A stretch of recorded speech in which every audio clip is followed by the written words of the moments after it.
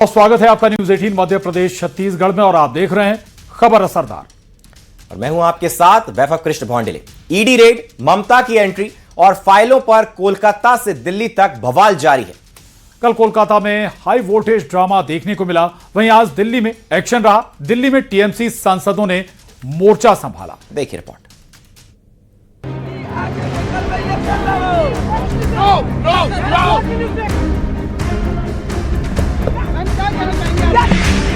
दिल्ली में गृह मंत्रालय के बाहर टीएमसी के सांसदों का ये गुस्सा कोलकाता में आईपैक के दफ्तर में रेड के खिलाफ निकला। टीएमसी सांसद सुबह ही गृह मंत्रालय के बाहर धरने पर बैठ गए। पुलिस वालों ने हटाने को कहा तो वो अड़ गए और देखते ही देखते बवाल हो गया। प्रोटेस्ट कर रहे हैं कि जिस प्रकार से ईडी ने गलत ढंग से रेड किया है, क्योंकि पहले पुलिस वालों ने उन्हें समझाया और फिर जोर लगाया। एक एक करके टीएमसी सांसदों को हिरासत में लिया गया।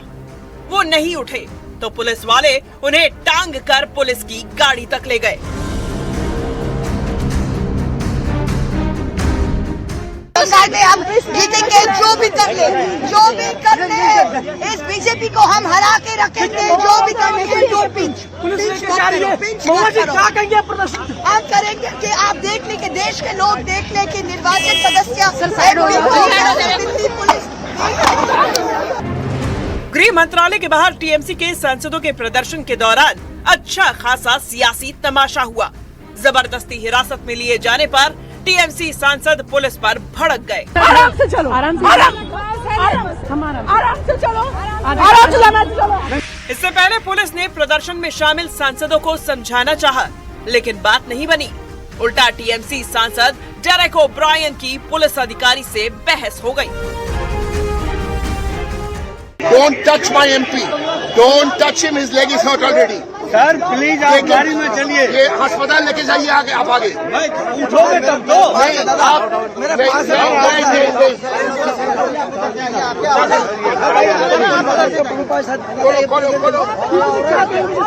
ठीक है सर, हटवा रहा।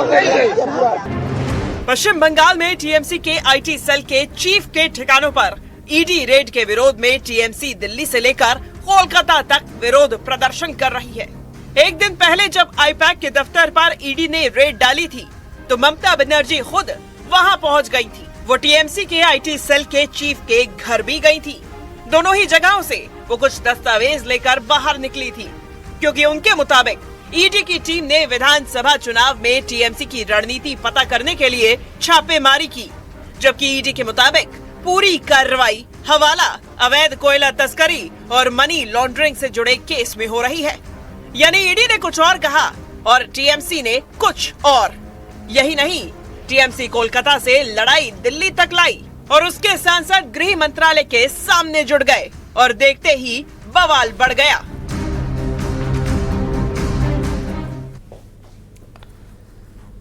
और बंगाल चुनाव से पहले सियासी पारा चरम पर है। कोलकाता में आईपैक से जुड़े ठिकानों पर प्रवर्तन निदेशालय की रेड के बाद भारतीय जनता पार्टी और टीएमसी आमने सामने आ गई है। मुख्यमंत्री ममता बनर्जी ने इसे चुनावी साजिश बताया तो टीएमसी सांसद का विरोध दिल्ली तक पहुंच गया।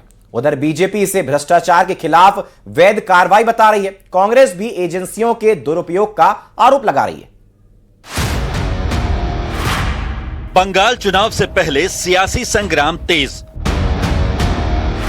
ईडी की रेड के बाद बीजेपी टीएमसी आमने सामने। कोलकाता में आईपैक से जुड़े ठिकानों पर प्रवर्तन निदेशालय की छापेमारी के बाद पश्चिम बंगाल की राजनीति में भूचाल आ गया है।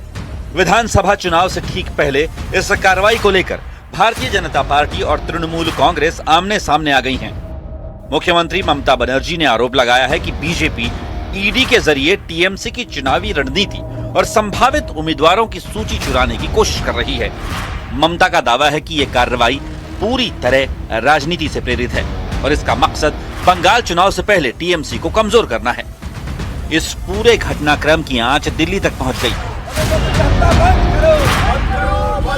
राजधानी में केंद्रीय गृह मंत्री अमित शाह के घर के बाहर टीएमसी सांसदों ने जोरदार प्रदर्शन किया।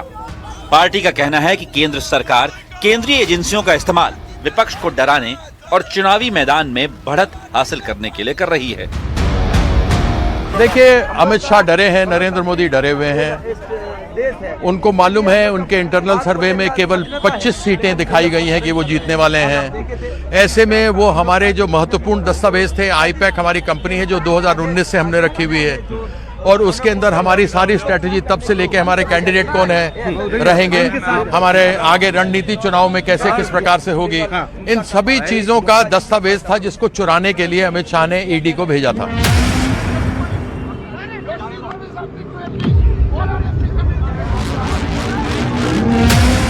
वहीं बीजेपी ने पलटवार करते हुए कहा कि ईडी की कार्रवाई पूरी तरह से कानूनी है और ममता बनर्जी ने जांच में बाधा डालते हुए संभावित सबूत हटाए हैं। बीजेपी का आरोप है कि मुख्यमंत्री ने कानून से ऊपर खुद को रखने की कोशिश की है और इसके लिए उन्हें जवाबदेह ठहराया जाना चाहिए। भारत में बंगाल में जो हुआ वो आज तक नहीं हुआ कि एक सिटिंग मुख्यमंत्री एक प्राइवेट प्रॉपर्टी में घुसकर जहां मनी लॉन्ड्रिंग की कार्रवाई चल रही है ईडी के द्वारा, वहां चली जाए, ईडी के लोगों को धमकाए और पेपर स्नैच कर वॉकआउट कर जाए। आपको मालूम है बंगाल कोल स्मगलिंग का एक बहुत बड़ा हॉट स्पॉट बना है। रूलिंग पार्टी के बहुत लोग का इन्वॉल्वमेंट है, उसकी चर्चा कई बार हुई है। उनका आचरण लोकतांत्रिक मर्यादाओं का उन्होंने तार तार कर दिया। It's a completely criminal offence. 2021 में हमने देखा एक सीनियर पॉलिटिशियन, एक चीफ मिनिस्टर जो संविधान हाथ में रखते हुए ओथ लिया है, उनका इस तरीके से कार्रवाई सीधा संविधान के ऊपर हमला है। इस विवाद में अब कांग्रेस भी कूद पड़ी है। कांग्रेस पहले ही ईडी को बीजेपी का एजेंट बता चुकी है। कांग्रेस और टीएमसी के मुताबिक केंद्रीय एजेंसियों का दुरुपयोग कर चुनाव से पहले विपक्षी दलों को दबाने की रणनीति अपनाई जा रही है। हम एक न्यूज फ्लैश पे देखते हैं ना कि ईडी की रेड, बस 3 शब्द ही देख लें, हमें समझ में आ जाता है कि किसी गैर भाजपा राज्य में ईडी पहुंच गई। ईडी, सीबीआई और इनकम टैक्स को भारतीय जनता पार्टी अपनी निजी सेना मान के चलती है, प्राइवेट आर्मी बना के चलती है। राजनीतिक जानकारों का मानना है कि बंगाल चुनाव से पहले ईडी की यह कार्रवाई चुनावी माहौल को और ज्यादा ध्रुवीकरण की तरफ ले जाएगी। एक तरफ टीएमसी इसे चुनावी साजिश बता रही है, तो दूसरी तरफ बीजेपी भ्रष्टाचार पर कार्रवाई का नैरेटिव आगे बढ़ा रही है।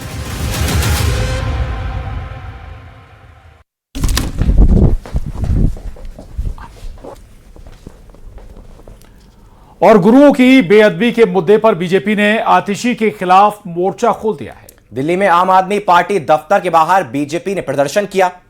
दूसरी तरफ एमसीडी के अंदर आम आदमी पार्टी ने बीजेपी के खिलाफ जोरदार प्रदर्शन किया है। कहीं बीजेपी ने हल्ला बोला तो कहीं आम आदमी पार्टी ने बीजेपी के खिलाफ मोर्चा खोला।